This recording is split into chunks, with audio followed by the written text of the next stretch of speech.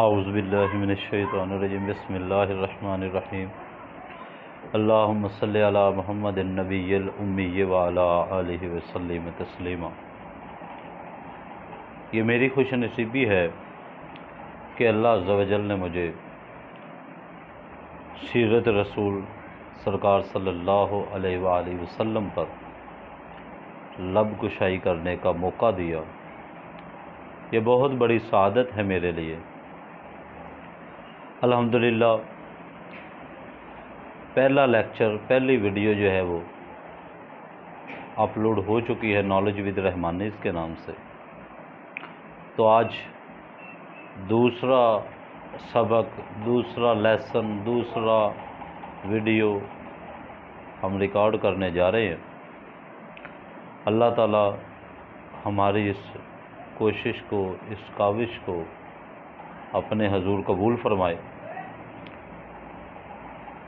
پہلے میں ہم نے عرب کے جغرافیہ اور اس کی اقوام پر بات کی تھی۔ آپ بہت اچھی طرح سے جانتے ہیں کہ اگر ہم نے تاریخ کے اوراق کو کھنگالنا ہو تو اس کے لیے کنیکٹیوٹی بہت ضروری ہے۔ اگر ہم نے ایک سبق پڑھا ہے اور ہمیں دوسرے کے بارے میں نہیں پتہ تو تاریخ میں تیسرا سبق پڑھنا جو ہے وہ ظلم ہے، اپنے ساتھ زیادتی ہے، کیونکہ اس کی سمجھ نہیں آئے گی۔ History is the name of connectivity. آپ جب تک اس کے ساتھ کنیکٹ نہیں رہیں گے آپ کو ہسٹری سمجھ نہیں آئے گی۔ تو ہم کریم آقا سرکار صلی اللہ علیہ وآلہ وسلم کی سیرت کے بارے میں جب پڑھنے جاتے ہیں تو ہمیں پہلے کچھ تواریخ کی مختلف کتابوں سے اور تاریخ پر ایک نظر ڈالنا پڑتی ہے کہ کریم آقا سرکار صلی اللہ علیہ وآلہ وسلم کے دور اطہر سے پہلے اس دنیا میں، اس سسٹم میں کیا نظام چل رہا تھا۔ تو آج ہم اسی سلسلے کی دوسری کڑی لے کر آئے ہیں جس کا ٹائٹل ہے جی عرب کی حکومتیں اور عرب کی سرداریاں۔ عرب میں حکومتیں کیا تھی، عرب کی سرداریاں کیا تھی؟ تو میں آپ کو بتاتا چلوں کہ جس وقت جزیرۃ العرب پر خورشید اسلام کی تابناک شعاعیں جلوہ فگن ہوئی، یعنی کہ جب اسلام اپنی آب و تاب سے چپکا، یا اسلام نے جب اپنا عرب کی دنیا پر بسیرا کیا تو وہاں دو قسم کے حکمران تھے۔ دو قسم کے حکمران تھے۔ ایک تاج پوش حکمران تھا جس کو باقاعدہ حکمرانی دی جاتی تھی۔ ایک تاج پوش بادشاہ تھا، حکمران تھا، اور دوسرے جو قبائلی سردار تھے۔ دوسرے کیا تھے؟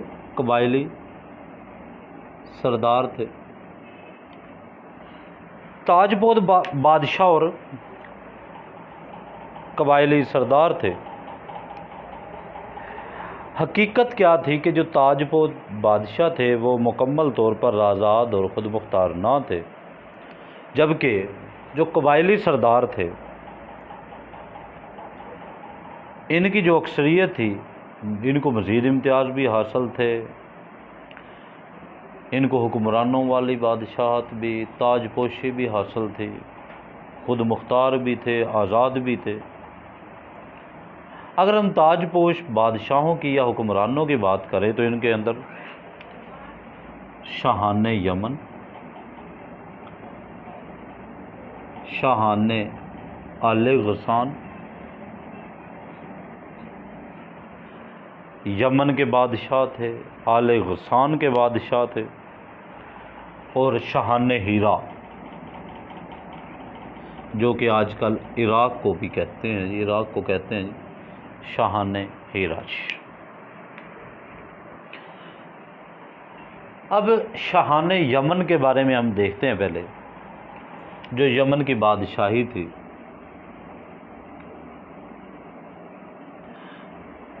یمن کی بادشاہی میں جو عرب عربہ میں جو سب سے قدیم ترین یمانی قوم یہاں معلوم ہو سکی، ہم نے پچھلے لیکچر میں بات کی تھی قوموں کے بارے میں، عرب عربہ تھی، عرب باحدہ تھی، عرب مستعربہ تھی۔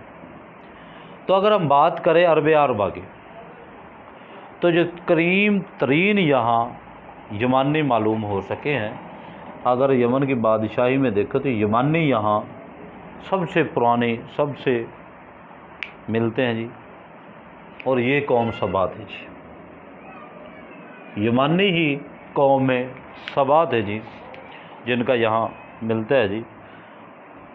اور عراق سے کچھ کتابات، کچھ لکھی ہوئی تحریریں برآمد ہوئی ہیں، ان میں 250 قبل مسیح اس قوم کا ذکر ملتا ہے کہ یہ قبل مسیح 250 سے پہلے تھی، ان کتبات میں ذکر ہوا ہے جو یہاں سے ملے ہیں۔ لیکن اس کے عروج کا زمانہ اگر ہم دیکھیں تو 11ویں صدی قبل مسیح ہے جی، 11 صدی قبل مسیح جو دور تھا یہ اپنے پورے پیک پر تھی، پورے عروج پر تھی جی۔ تو ہم اس کو مختلف ادوار میں دیکھتے ہیں کہ یہ کس وقت میں کتنی سٹرونگ تھی۔ 650 قبل مسیح کا اگر ہم ذکر کریں، اس دور میں یہ کیا تھی؟ اس دور میں شاہان سبا کا لقب جو تھا یہ مقرب سبا تھا۔ شاہان سبا کو مقرب سبا کہتے تھے جی، جو یمن کے بادشاہ تھے ان کو مقرب سبا کہتے تھے جی، اس وقت 600 قبل مسیح میں جی۔ ان کا پایہ تخت سروا تھا، جہاں یہ حکومت کرتے تھے، جہاں ان کا جہاں یہ حکمرانی کرتے تھے، جو کیپٹل کہہ لیں اس دور کا، مرکز کہہ لیں آپ، وہ سروا تھا۔ اور اس کے کھنڈر آج بھی مغرب کے مغرب میں ایک دن کی راہ پر پائے جاتے ہیں۔ اگر آپ ایک دن کا سفر کریں تو آپ ان کھنڈروں تک پہنچ جاتے ہیں۔ یہ کھنڈر آج بھی مغرب میں موجود ہے، اور یہ خریبہ کے نام سے مشہور ہے۔ اس کے کھنڈر جو ہیں یہ خریبہ کے نام سے مشہور ہیں جی، آج بھی وہ پائے جاتے ہیں۔ اسی دور میں مغرب کے مشہور بند کی بنیاد رکھی گئی، یمن میں اس کو بڑی اہمیت حاصل ہوئی۔ اس دور میں سلطنت سبا کو اس قدر عروج حاصل ہوا کہ انہوں نے عرب کے اندر اور عرب سے باہر نئی 9 آبادیاں قائم کر لی۔ 600 قبل مسیح کی بات کر رہے ہیں، عرب کے اندر عرب کے باہر انہوں نے 9 آبادیاں قائم کر لی۔ تو یہ ان کا عروج کا وقت تھا۔ اگر ہم دوسرے دور کی بات کریں تو 650 قبل مسیح سے لے کر 115 قبل مسیح کا بھی ہمیں ملتا ہے جی۔ 650 قبل مسیح سے 115 قبل مسیح کا جو دور ہے، اس دور میں بادشاہوں نے جو یہ مقرب سبا کا لفظ تھا اس کو چھوڑ کر بادشاہ کا لقب اختیار کیا۔ 650 قبل مسیح میں یہ مقرب سبا کہلاتے تھے، تو پھر 650 قبل مسیح سے 115 قبل مسیح تک انہوں نے پھر لفظ یہ چینج کر لیا، پھر انہوں نے بادشاہ کا لفظ اپنے لیے مناسب سمجھا، وہی انہوں نے ایک اور چینجنگ آئی، سروا کو انہوں نے چھوڑ دیا۔ پہلے آپ دیکھیں ان کا مرکز سروا تھا، تو اب مغرب بن گیا جی۔ 2 چیزیں بدل گئی، ایک تو انہوں نے جو یہ مقرب سبا کا لفظ تھا اس کو انہوں نے بادشاہ میں چینج کر دیا، دوسرا ان کا جو مرکز تھا وہ سروا تھا اس کو بھی چینج کر کے انہوں نے اپنا مغرب بنا لیا۔ اور اس شہر کے کھنڈر آج بھی صنعاء کے مقام پر 60 میل مشرق میں پائے جاتے ہیں۔ صنعاء آپ کو پتہ ہے شام میں ہے جی، تو آج بھی وہ پایا جاتے ہیں جی۔ میں پھر ریپیٹ کرتا چلوں کہ 650 قبل مسیح میں یہ اپنے آپ کو مغرب مقرب کہلاتے تھے، مقرب سبا، اور ان کا مرکز تھا سروا۔ تو پھر 650 قبل مسیح سے 115 قبل مسیح تک انہوں نے کیا کیا کہ انہوں نے دو چیزیں بدل دی۔ ایک تو ٹائٹل بدل دیا، یعنی کہ مقرب صبا کی جگہ اپنے آپ کو بادشاہ کہلوانے لگ گئے، اور دوسرا انہوں نے کیا چینج کیا کہ ان کا جو سروا تھا، مرکز تھا، انہوں نے اس کو چینج کر مارب چینج کر بدل لیا۔ اب مارب، اب آگے ہم دیکھتے ہیں کہ 115 قبل مسیح سے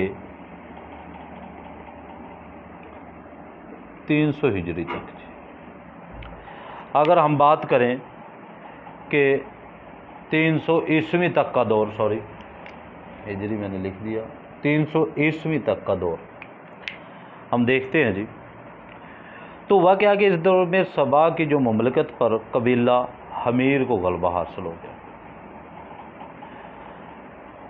جو سبا میں مملکت انہوں نے بنائی تھی، آپ نے دیکھا یہاں کہ انہوں نے سروا کو پھر مارب کر دیا، انہوں نے سبا میں، سبا کی مملکت پر پھر قبیلہ حمیر کو غلبہ حاصل ہو گیا جی۔ اس نے مارب کی جگہ ریدان کو، اب یہاں سے مارب کو چینج کر دیا اور ریدان کو جو ہے وہ اپنا مرکز بنا لیا، حکمرانی کا مرکز بنا لیا ریدان کو جی۔ پھر ریدان کا نام ظفار پڑ گیا، اب ریدان کا بھی انہوں نے نام چینج کر دیا، ریدان کو ہی انہوں نے ظفار کہنا شروع کر دیا جی۔ جب انہوں نے سبا کی مملکت پر قبیلہ حمیر پر غلبہ حاصل کیا تو پھر انہوں نے مارب کی جگہ ریدان بنا لیا، ریدان کو بھی چینج کر دیا، انہوں نے ریدان کا نام پھر جو ہے وہ ظفار پڑ گیا جی، اور اس کے کھنڈرات آج بھی شہر پریم کے قریب موجود ہیں جی۔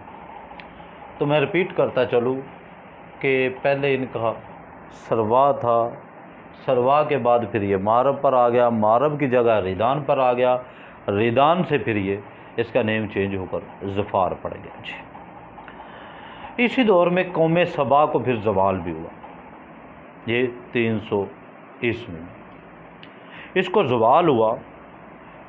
پہلے کیا ہوا جی، نبطیوں نے شمالی حجاز پر اپنا اقتدار قائم کیا، شمالی حجاز پر نبطیوں نے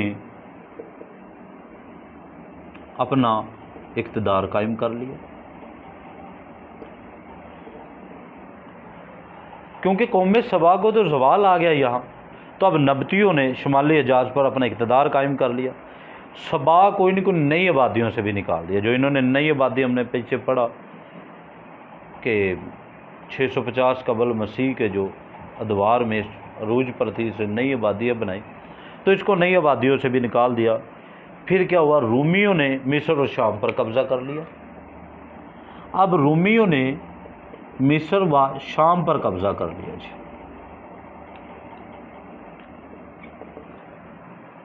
رومیوں نے بھی قبضہ کر لیا مصر اور شام پر اپنا، مصر اور شام، پھر شمالی حجاز پر قبضہ کر لیا اور ان کے تجاری راستے کو مخدوش کر دیا، انہوں نے بحری راستے کو ختم کر دیا۔ اس طرح قوم سبا کی تجارت بھی رفتہ رفتہ تباہ ہو گئی۔ اب بڑی ان کو پرابلم ہوئی، اب یہ دو باتیں تو ہو گئی، پھر ریدان جو ہم نے یہاں بات کی تھی کہ انہوں نے ریدان کو اپنا جو ہے وہ مرکز بنا لیا تھا، پھر کیا ہوا کہ جو ریدان تھا، قحطانی قبائل جو خود بھی پریشان تھے، تو انہوں نے بھی اپنا جو ہے وطن ترک کر دیا، چھوڑ کر وہ چلے گئے جی۔ اب اس کے بعد ہم آ جاتے ہیں جی 300 عیسوی سے لے کر آغاز اسلام تک کا دور۔ 300 عیسوی سے آغاز اسلام تک کے دور میں کیا ہوا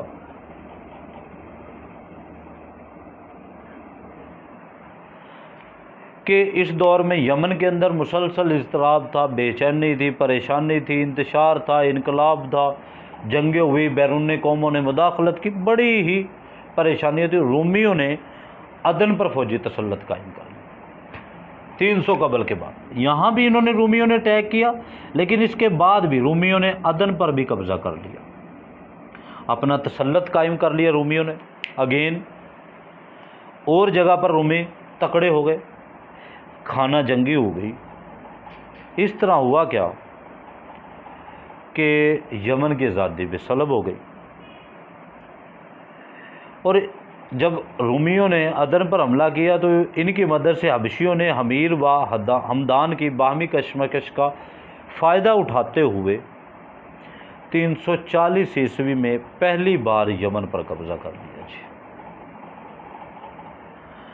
حبشیوں نے یہاں ہم کو پتہ ہے کہ حمیر اور ہمدان پر یہ پرابلم چلی ہوئی تھی، انہوں نے بھی قبضہ کر لیا، جو کہ قریباً 30-40 سال تو ان کا رہا۔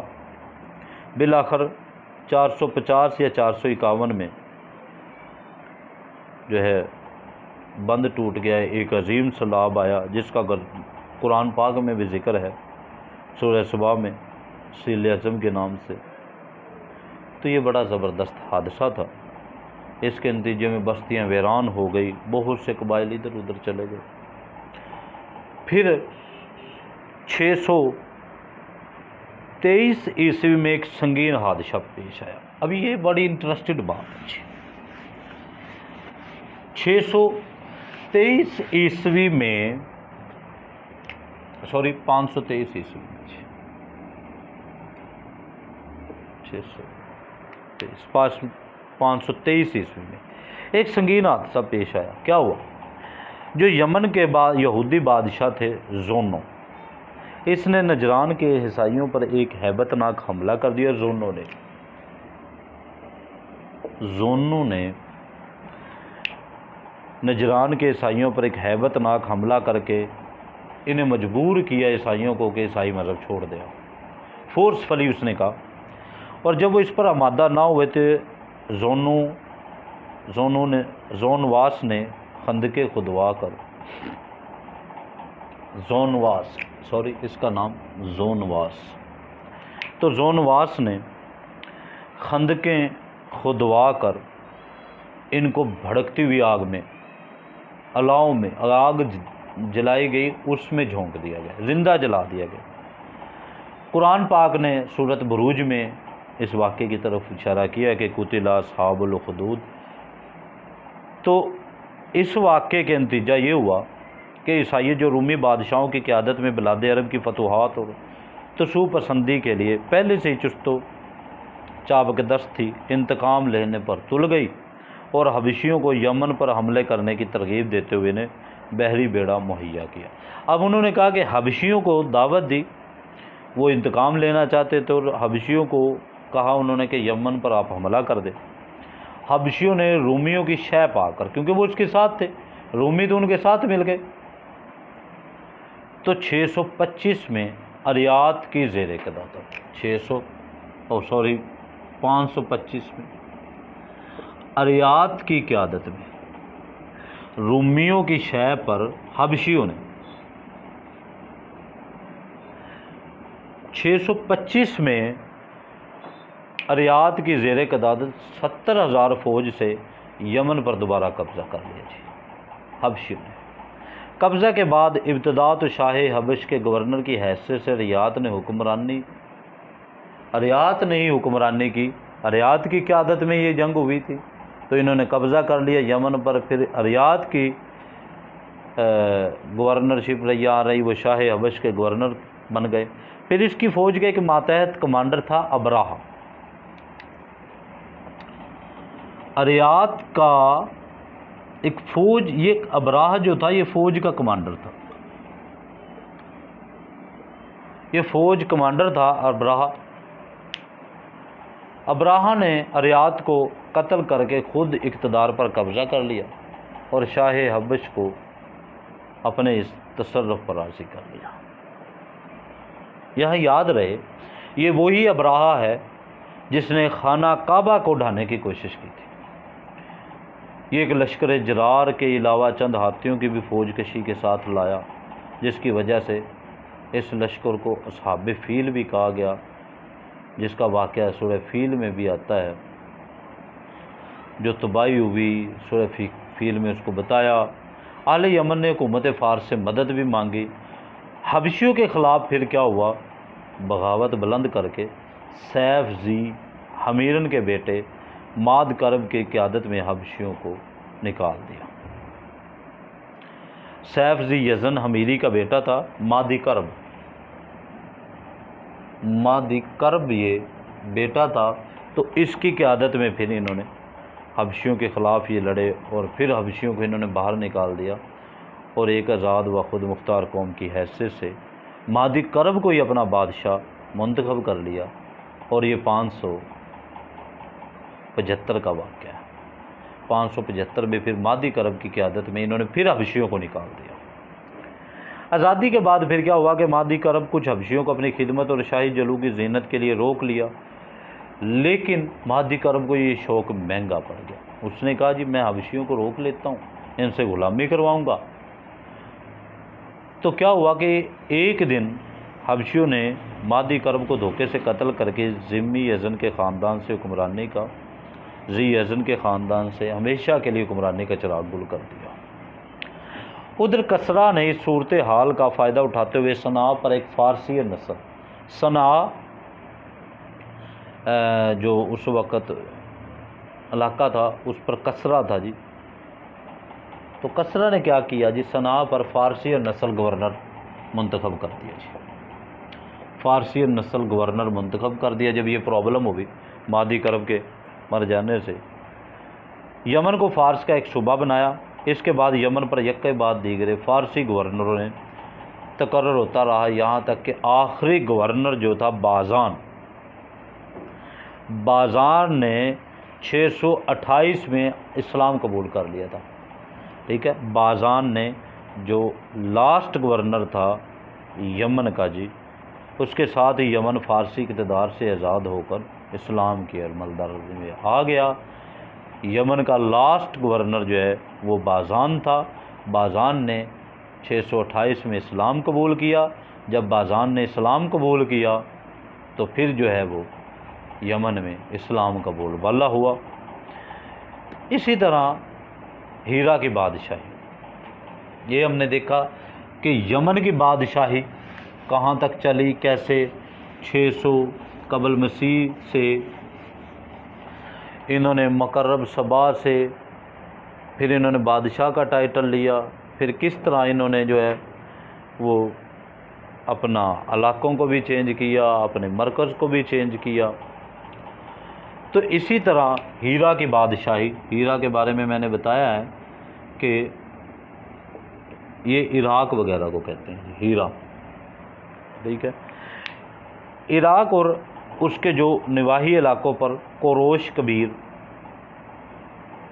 कबीर था जी, एक कोरोश कबीर ये इसके ज़माने से ये आले फ़ारस की हुक्मरानी चली आ रही थी, जो कि गालिबन 557 कबल मसीह से 529 कबल मसीह तक रहा। तो इसकी हुक्मरानी चली आई थी। कोई ना था जो इनके मद्दे मुकाबला आने की जुर्रत करता, यहाँ तक के 362 आ गया। 362 कबल मसीह में सिकंदर मकदूनी ने दारा अव्वल को शिकस्त देकर फ़ारसियों की ताकत तोड़ दी। दारे सिकंदर मकदूनी ने शिकस्त दी थी जी। सिकंदर मकदूनी ने दारे अव्वल को शिकस्त देकर फ़ारसियों की ताकत तोड़ दी, जिसके नतीजे में मुल्क टुकड़े टुकड़े हो गया और तवाइफ़ुल मुल्की शुरू हो गई। हर बंदा अपने मतलब के लिए चल पड़ा जी। ये इंतशार 230 ईस्वी तक जारी रहा। इसी दौरान कहतानी कबाइल ने तरके वतन करके इराक़ के एक बहुत बड़े शादाब सरहदी इलाके में बोदोबाश इख्तियार कर ली। कहतानी कबाइल इराक़ छोड़कर चले गए। फिर इदनानी जो तारकीन वतन का रेला आया, इन्होंने लड़ भिड़ कर जजीरा फ़रातिया के एक हिस्से को अपना मस्कन बना लिया। उधर 262 ईस्वी में अर्दशीर ने 262 में ईस्वी में अर्दशीर ने 262 में फ़ारसियों की शराज़ाबंदी की और अपने मुल्क की सरहद آباد عربوں کو زیر کیا اور اس کے نتیجے میں قزا نے ملک شام کی راہ لی، جبکہ ہیرا اور انبار کے عرب باشندوں نے باجزگار کو گوارا کر لیا۔ اب اسی طرح آگے چلتے کیا ہوا کہ ارد شہر کے عہد میں ہیرا، بادیت العراق اور جزیرہ کے ربعی اور مزری قبائل پر جزیمت الوضع کی حکمرانی تھی۔ یہ جزیمت الوضع اس وقت حکمران تھا۔ ایسا معلوم ہوتا تھا کہ ارد شیر نے محسوس کر لیا تھا کہ عرب باشندوں پر براہ راست حکومت کرنا، انہیں سرحد پر لوٹ مار سے باز رکھنا ممکن نہیں ہے۔ وہ تکڑے ہیں مجھ سے، وہ طاقتور ہیں، وہ پاورفل ہیں۔ اب یہ ارد شیر نے سوچ لیا کہ میرے بس میں نہیں ہے کہ میں عرب پر حکومت کروں اور انہیں سرحد پر لوٹ مار کرنے سے میں باز رکھوں، بلکہ اس نے سوچا کہ اس کی ایک ہی صورت ہے کہ خود کسی عرب کو ان کا حکمران بنا دیا جائے اور اسے اپنے کنبے قبیلے کی حمایت و تائید حاصل ہو۔ اس کا ایک فائدہ یہ بھی ہوگا کہ بوقت ضرورت رومیوں کے خلاف ان سے مدد لی جا سکے گی اور شام کے روم نواز عرب حکمرانوں کے مقابل عراق کے ان عرب حکمرانوں کو کھڑا کیا جا سکے گا۔ اب ارد شیر نے یہ باتیں سوچ لی۔ شاہان ہیرا کے پاس فارسی جو فوج تھی اس کا ایک یونٹ ہمیشہ رہا کرتا تھا۔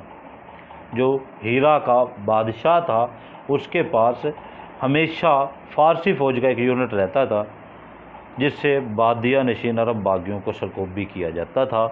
عرب کو، جو عرب کے باغی ہوتے تھے، ان کو پھر وہ قتل کرواتا تھا۔ تو اس نے ایک جو ہے وہ یونٹ رکھا ہوا تھا۔ تو ہوا کیا، 268 عیسوی کے عرصے میں جزیمہ فوت ہو گیا اور عمر بن عدی بن نضر لخمی جزیمہ فوت ہوا اور جزیمہ کی جگہ عمر بن عدی لخمی جو ہے، بن عدی بن نضر لخمی جو ہے اس کا جانشین ہوا۔ یہ قبیلہ لخم کا پہلا حکمران تھا اور شاپور اردشیر کا ہم اثر تھا۔ اس کے بعد قباز بن فیروز کے عہد تک ہیرا پر لخمیوں کی مسلسل حکمرانی رہی۔